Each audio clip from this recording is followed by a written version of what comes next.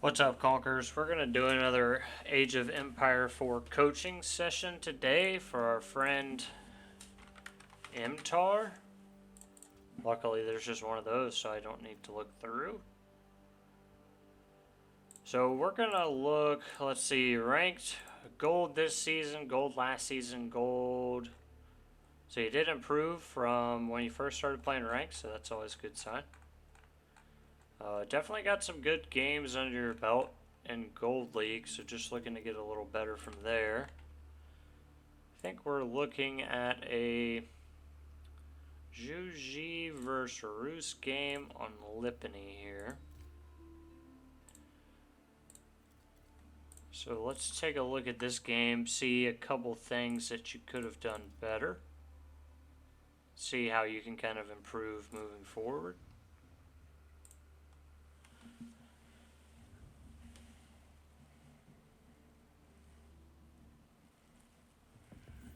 Juji's Legacy is certainly not the most straightforward civ to play.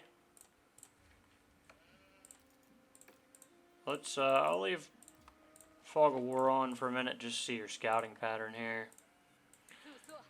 And again, I don't want to do a super critique of the build order, but this one's important for Juji, so I'm just watching to make sure you get it right, which you did. I think you had that supervised.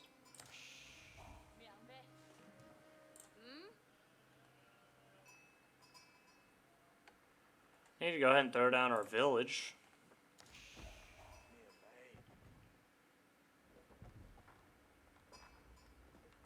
Okay, you're not going village.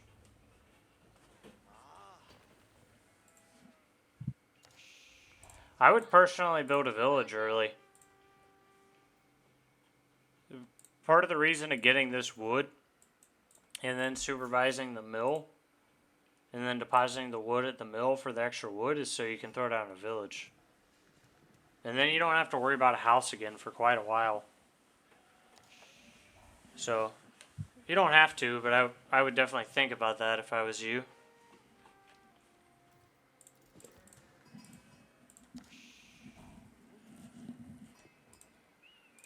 So, if we see that Yellow Scout just passed us over here, we kind of already know he got all the scout on the left, or all the sheep on the left side.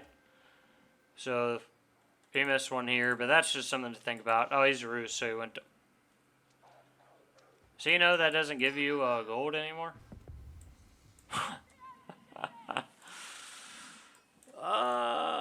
Just so you know, if you don't know, Roos no longer need to kill deer and wolves.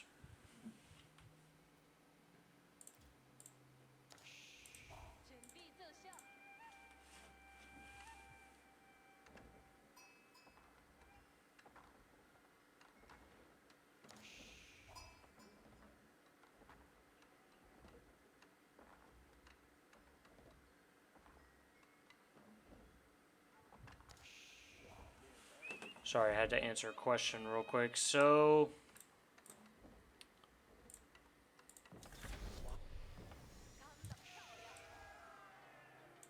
he's going Golden Gate. He's building it with an absolute boatload of villagers. So, one thing we want to know is, have you scouted the base? You need to scout the base, see what landmark he's getting. So, boom, Golden Gate. You know, it used to be the old build that when people went Golden Gate, they went Fast Castle. So, we'll see what this guy does here.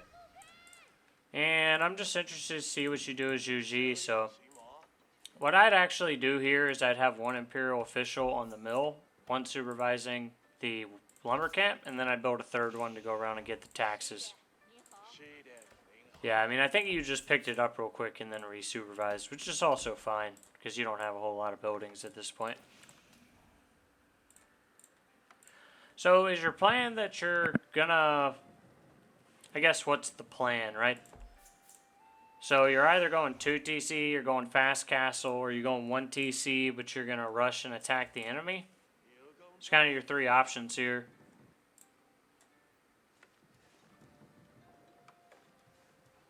And I'm not, I guess I don't know what your plan is. So,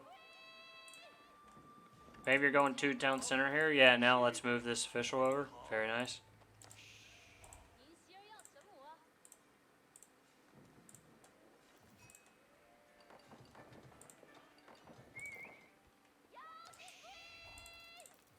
You already kind of scouted this side. Missed sheep here. It happens. You kind of want to send your scout back to the enemy base and see what he's doing now, because if he had just built a knight out of this stable early, he would be harassing the heck out of this stone mine right now.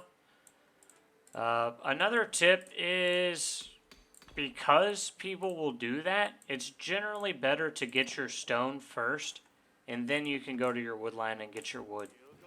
Because this is much more vulnerable than your wood line is. So you get the stone first, then you get the wood, then you drop the town center.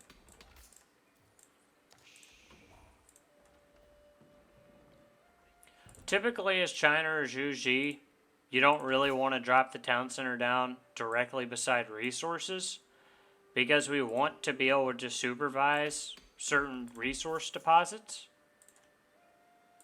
with our imperial officials, and we can't do that here if they're now on gold or wood, because your guys will drop off to the town center, and that doesn't work. So I maybe just would have put the town center, you know, beside this one, where you could fit a farm in between, or just right beside it. Or you could just put it behind the mining camp if you wanted to protect the gold, but now even if you wanted to supervise the gold, you can't. So he's going 2TC, you beat his 2TC, which is good. I'd kind of assume after that, if you're not building units, you're going to go fast castle here. So he's got a knight and he's not doing anything. I'm curious as to why you're continuing to gather stone. If we're not getting a third town center, I would advise to no longer gather stone like you are. I'm fine with these walls. I just also want a wall off here if that's what you're going to do, and probably here to the gold mine, and probably right here.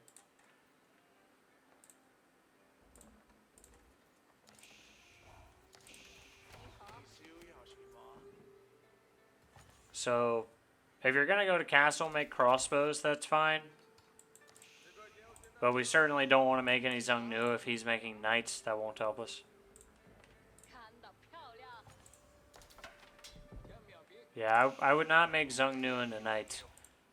So, Zheng Nu are going to do very poorly against the knights, especially once they get the +1 range defense. So, I guess kind of a key thing is we need to be constantly scouting the enemy base. We need information like how many town centers is the enemy on?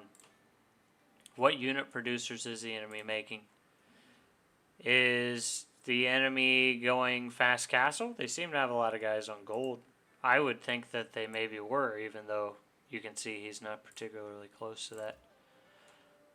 So those are things we need to look at. If he's throwing down a blacksmith in feudal, he probably wants to fight in feudal age. So again, these, you're throwing down a second archery range, but what are the Zheng Nu going to get accomplished here?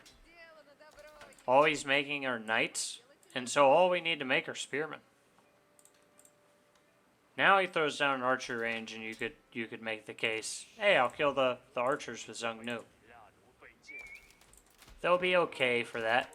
Not fantastic.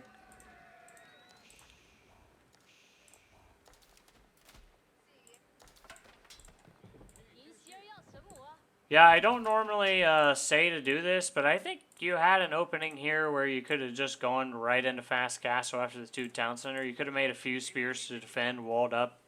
Boom, you're in castle age. You start grabbing relics. And then you'd have crossbows, man, and the knights. You'd have your own lancers and crossbows, and you'd annihilate that guy. So now we build the village. Should have built a village at the beginning so we didn't have to do this little housing complex. And we're going to have a lot of archery ranges.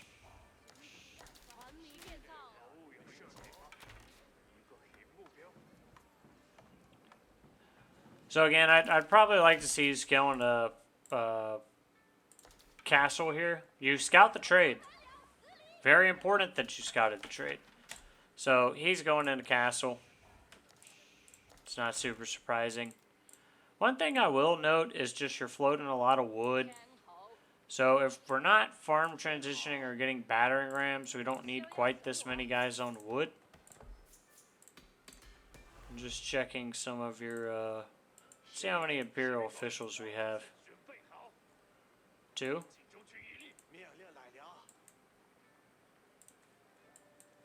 You just have 2?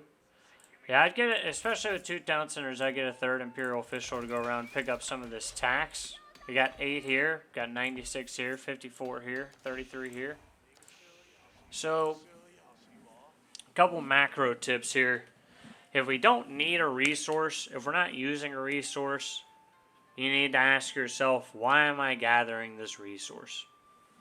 Because right now, you've had 3 guys on stone, now 4 on stone, and you have 813 stone. But what can you actually use the stone for right now? And you might say, well, when I go to Castle Age, I'm going to make a keep, and that's going to be really good. And the advice I'm going to give is, don't collect that stone until you're in Castle Age and are going to make a keep. Like, collecting the stone now so you can at some point build a keep does not help you right now. And so we're trying to be efficient with the resources we're gathering. And if we're going all in feudal right here, well, I can't even call it all in because you went 2 TC. So if we're going to go 2 TC and do like a feudal push, we need our blacksmith upgrades, which will cost some gold. And then we need a lot of spears and a few guys getting gold and 1 tax collector so that we can, you know, if you're going to make Zhong Nu, you can make those. And then we're doing a push. Or you're going to get food and gold, you're going to go to Castle Age. And then you're going to start picking up these relics. So what I'm trying to point out here is we don't want to collect resources that we're not using. And when we get our blacksmith upgrades, the first damage upgrade you want to get if you're making Zhong Nu is the range damage. Range damage is really the most important. So range damage and range armor are both very important upgrades. The melee ones are fine, but they're just not as important. Like, it doesn't matter as much if your Spearman has +1. They've already got +17 versus Cavalry. It matters a lot when your Zhong Nu shoots 3 times and does 4 damage each hit, or they do 5 damage each hit. And the reason for that is, right now, if your Zhong Nu shoots a knight, they do 1 damage per hit. If you get your upgrade, where you're doing 5 damage per hit, actually, I take that back. If he didn't have his ranged armor upgrade, and you had your +1, you'd be dealing a lot of damage. Right now, since he has his +1, you don't have your +1, you're doing 1 damage, so you get 3 damage on a knight out of your repeater burst. Which is not what you want. So, your Shaolin Monastery, you just want to grab these relics as fast as possible. Because you have so much wood, you can throw down a second monastery, but we want to see a Shaolin monk come out. We want to see veterancy upgrades come out as soon as you hit castle. Right now, we should have like veteran spearmen, veteran Zhong Nu. If you're going to make them, I would just transition to crossbows personally. I do like your the little patrol route. Love that. So, let's see what you do here. What's the game plan? If you scouted his trade earlier, you need to think about killing the trade. Like, your scout was up here. You saw he made 3 markets. You can't win the game if this guy's going to trade off 3 markets. A very simple solution, I would tell you, is you take 2 wood villagers, you walk them along the side of the map, and you build a palisade wall. That will stop him from trading for quite a bit of time. And then he'll go over there and he'll burn it down. And then you take another villager and you build another wall. And it's going to be really annoying. And it takes you not a whole lot to do that. So again, we want to get our +2. Your granary transitioning, which is great. You're going to need the food. You're in Song Dynasty, so you've got cheaper farms, which is really good. You're building crossbows. Again, very good. I think you could just push on this guy and kill him right now. It's very easy for me to see in God mode. You're not able to see that, but you do have a scout, and you need to have your scout constantly running around this enemy base and saying, "Hey, when I drag my cursor like this, he's got 12 knights, 7 archers, and I've got 50 units." And if you pushed on him, you would kill him. Your spearmen and crossbows would clean those knights up, and then you just have to deal with the archers, which you've got some units for. So I think you've maybe waited a little too long on. You've both been very passive this game, is one thing I will say, and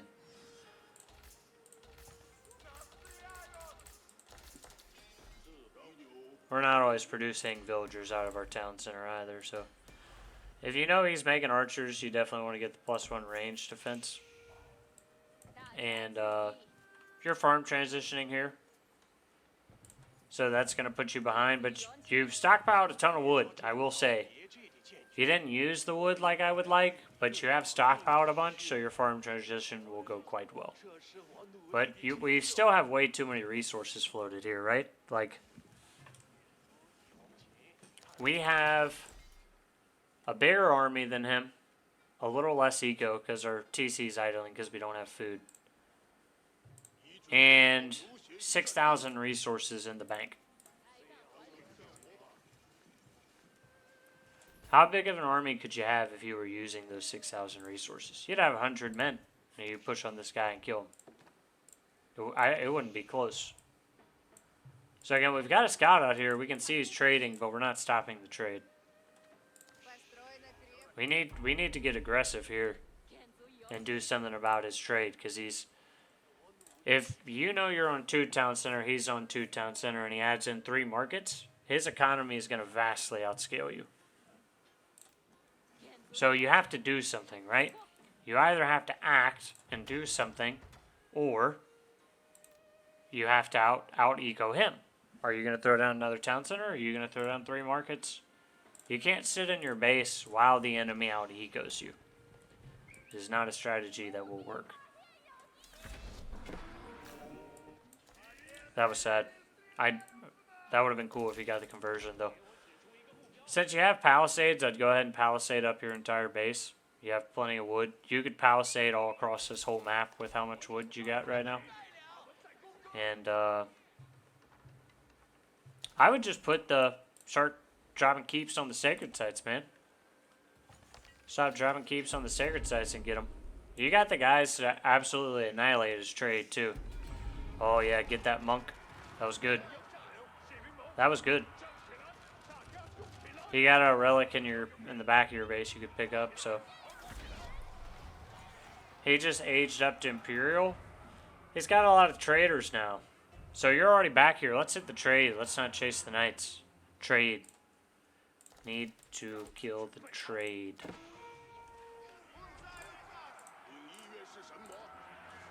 Yeah, we unfortunately lost some of our guys back here. It happens sometimes with the attack move. You know, some of your units chase, some don't. So I think if we had your whole army in this, you know, you've got a sprinkle of guys here, sprinkle of guys here, sprinkle of guys here, you would win this fight. But it's a little tough. I mean, you still about won it. But if you had all your guys there, you would have won that. Now he's going to get Imperial Knight or Elite Knight upgrades and Elite Archers. You're going to be in a tough spot. You would need to go Imperial yourself right now. And 7 Nest of Bees. Good God.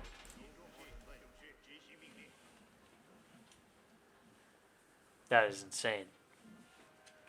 We're going to need Spearmen to protect those Nest of Bees. Let's see how many Imperial officials we have right now. Let's see where they are. Let's see where they are. Yeah, you just got one supervising this. I would say both need to be supervising this, then you make a 4th one to run around and get tax. So when we hit Imperial, you need to get all your upgrades immediately. The units that you're going to make a lot of, you need to get your upgrades. It's like, if that's Spearmen, if you're going to make a ton of Spearmen to combat Knights, get Elite Spearmen. If you're going to make a ton of crossbows, get Elite Crossbows. I see this. This is like the, I think, and I'm not ragging on you, this is just the most common thing I see when I do these videos, is people age up and they don't get veteran or elite upgrades. And the point I want to get across is, why did you age up if you do not get the upgrades? I'll just leave that with you. Don't tell me that you don't. MTAR. MTAR, what have you done? Your Spearmen. So upgrades is the key takeaway for you. That's the key takeaway. Because this is a Dark Age Spearman. So we need to upgrade him to Hardened, to Veteran, to Elite. And then if we go into the battle with them, we'll be doing a lot better.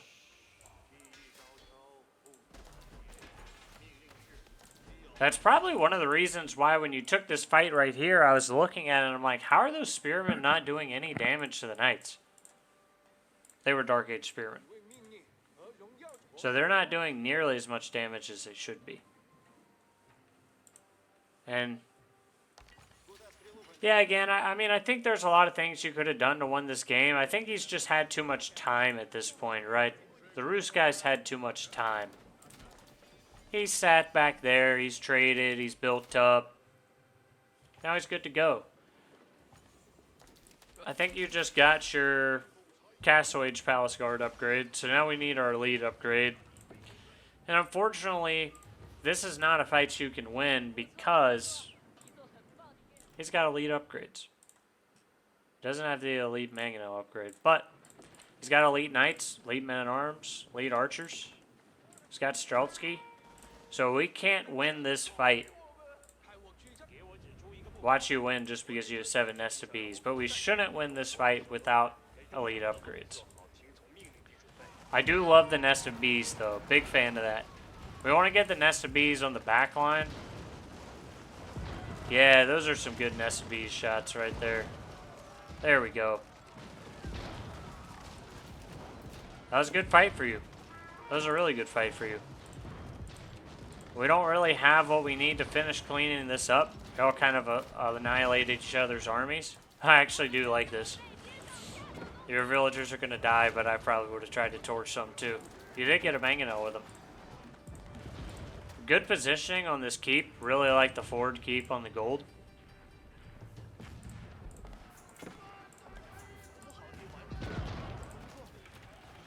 And now we just need to remax our units. So you don't really have anybody in queue. So one thing I do is I keep, you know, all of my barracks is on control group 5. If you don't know how to do that, you select all of your barracks. You hit control and 5. You see how they're now control group. Select all my ranges, control 6. Select my siege workshops, 4. And while I'm up here fighting, I'm hitting 5 and I'm hitting palace guards. I'm hitting 6. I'm hitting crossbows. I'm hitting 4. I'm getting Nested Bees. And that's what you need to do, because right now he's remaxing his army and you're not, and that's not good news. You've actually got the resources to do it. You could make like 1 billion palace guards with how much food you have. So I would also say like 9 barracks. If you're going to spam palace guards, you need more barracks. You get your elite palace guards, spam 1 billion of them. But I think with how much trade he's got back here, it's probably already over, unfortunately. So we're speeding through a bit here. Brought your forward keep down. Again, great keep placement, but we need the army to support it. And now we're kind of trickling guys in.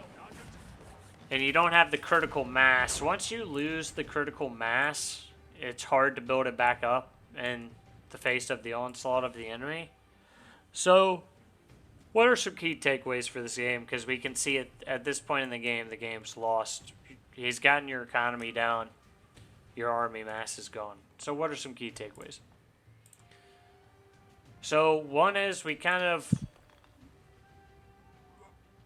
let me start with just kind of key strategy points, which is there's a few things you can do. You can go 1TC all in. You can go 2TC and then playing feudal, which I personally don't recommend a whole lot in this matchup. You could go 1TC fast castle, 2TC fast castle. What we really need to do is kind of scout our enemy and see what their plan is. So we saw he went 2TC.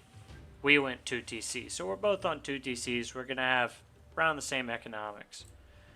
So at that point, you kind of decide, all right, am I going to make a push on him and try to kill him? Or do I go castle and then try to get a castle timing push? I think what got you is there were a couple points in the game where I think you had the army to push. But both sides were a bit passive, right? You both kind of sat back in your base and said, I'm going to build up some troops to defend some walls, but I'm not really going to push on the enemy. And I think that's part of a game that a lot of Gold League players need to work on is like your aggression.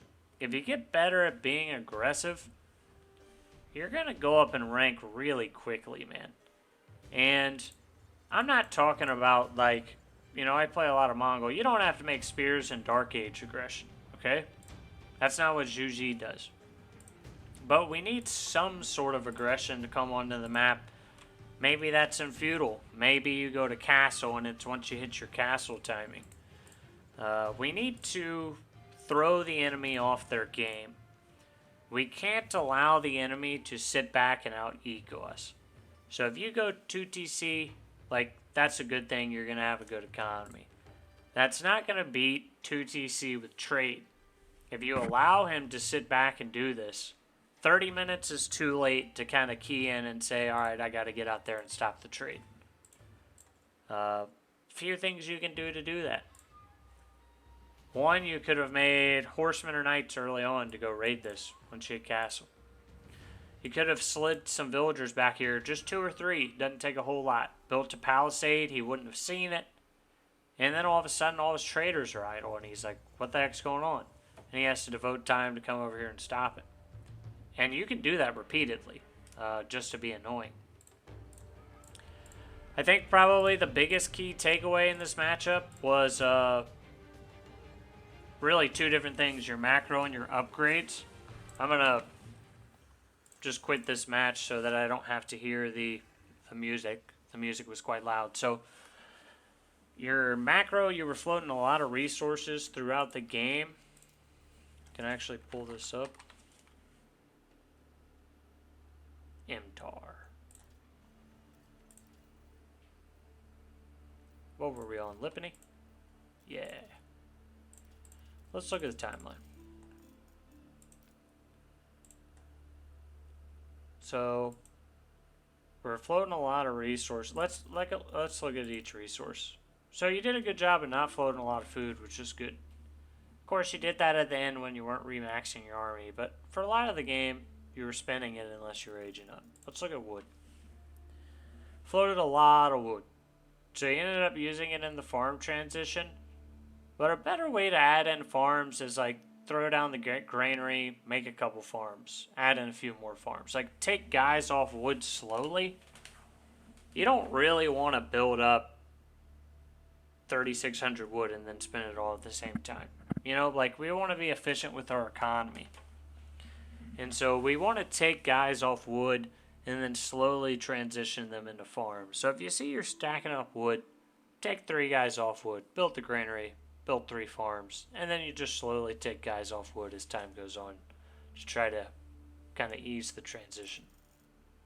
Stone I'm going to really get you on because you gathered a lot of stone when you were in feudal age and then you didn't really spend a lot of the stone for quite a long time. And I'll say it again, don't gather resources if you're not going to use them, like within a couple minutes, right? So we were gathering stone from the 8-minute point after you threw down your second town center. And we didn't throw down a keep until 17, 18 minutes. So That's not being super efficient with our economy. I would have liked to have seen you use those villagers to either go to castle or make units. And he actually did a bad job of floating gold, but here obviously you use it. But we do get into the realm where we're floating a lot of gold. And so we need to put that into units or upgrades. And then the third thing I would say, which is you're really going to see here actually in Kills and Lost, even though I didn't watch the whole game, I'm sure you lost some villagers and stuff at the end, is our upgrades. So if he's making knights, we got to make spearmen. And I would say it was really pretty key in this game that you didn't upgrade your spearmen. I know you're probably looking at it and you're like, all right, dude, that's the one game I forgot to upgrade my spearmen. I normally upgrade them. But those are the small things that add up into you losing a battle, right? Like sometimes you take a battle and you say, I have no idea why I lost that. Those are the small things. What blacksmith upgrades did we have? What unit upgrades did we have? Like, were our units upgraded? Is that why we lost the battle? What economic upgrades did we have? Did we have our wheelbarrow? Did we have our horticulture? Like, did we have an economy to be efficient, and produce as many units as we could? So those are some key takeaways I would work on in your games. Is making sure you get your unit upgrades on units that you have produced, right? Like if you're not producing horsemen, you don't get veteran horsemen. It's kind of a waste of resources.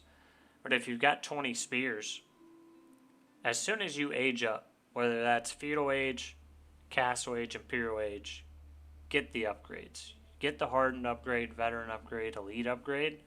And then once you have your upgrades, that's when you take a fight. You don't take a fight without your upgrades. Unless your town center is getting burned to the ground and you have to take a fight, right? So hopefully that was helpful. I'll leave the key takeaways in the description. And just let me know if you have any questions in the comments. And thanks to everybody for watching.